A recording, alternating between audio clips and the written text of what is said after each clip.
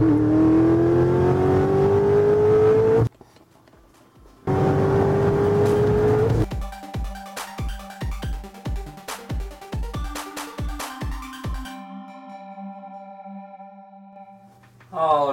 people, we have a nice short video clip for you, and it's just going to be a follow-up on the DOD AFM delete. I have a video out there for disabling, well, saving yourself a lot of trouble with lifter noise. So the 2007 and newer displacement on demand vehicles from General Motors, they are equipped with this very unique lifter inside, and there's a mechanism of these two paws inside this lifter that locks the lifter in a compressed state. When it does that, it disables the cylinders that they are activated on. Now, in order to do that, it has a valve system, and my understanding is that it removes or lets the oil pressure bleed out of the lifter to force it to collapse. Those mechanisms lock, and that's what disables it. I had somebody recently, actually today, that requested a video on how to delete it as far as from the software side of things. And I thought, you know, that's a really good point. So I am bringing today a couple ways you can go about that. Never mind this giant mess on my desk, but there's a couple ways. One way is this system here. And this is not a highly recommended system. So what this is it's just a dongle that plugs into your OBD2. If you already have the damage to your vehicle, and by that I mean you've already had a lifter stick, I would probably try and avoid this if you can as much as possible. The reason I would avoid this is because this thing plugs into your OBD2 adapter and it only disables while it's plugged in. So if you bring this vehicle to a shop, or you yourself have your own scanner, whatever, you need to diagnose the vehicle. You plug the scanner in, you have to unplug this thing, right?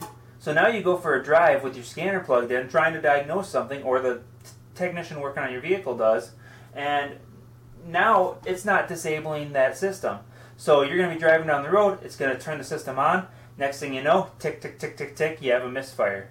So avoid this if you have like an issue from before. Now, this is a really, really excellent option if you need it for like a newer vehicle that's still under warranty, because this does not void the warranty.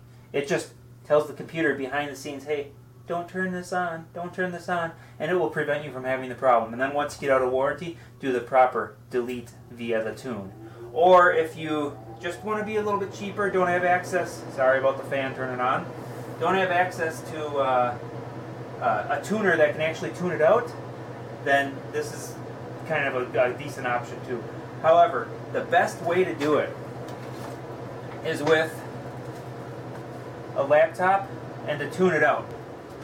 Okay, so if you do it this route, you're going to need HP tuners, and you're going to need a tuner box for HP tuners. Now, the tuner box I have, so this is the tuner box that I have. It's got the OBD2 plug, and then it's got a cable that plugs into your computer via USB. So there's that. And what you need to do is you need to go into your HP tuners, put your vehicle in. I just picked a sample Cadillac CTSV because it has the option in there. So you go over to engine, and then you got all these little subcategories here, and you're going to want to pick fuel. And then under fuel, you have to go over until you see lean fuel save. And then right here, displacement on demand, you're going to take that displacement on demand, click here, and click disable.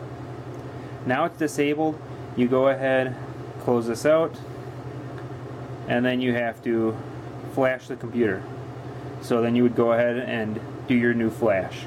So since I don't have a car here, I'm not going to do it, but when you first log into this HP Tuners, you have to upload your system.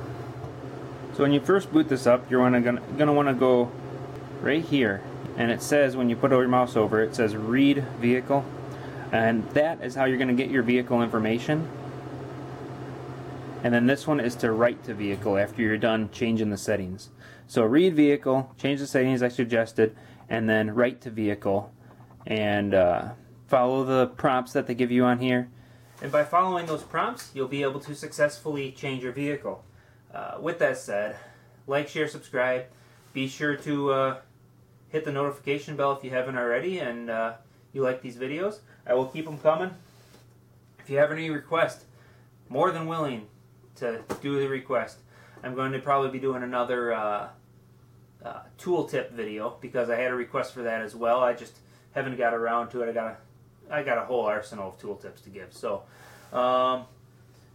yeah, that's about it.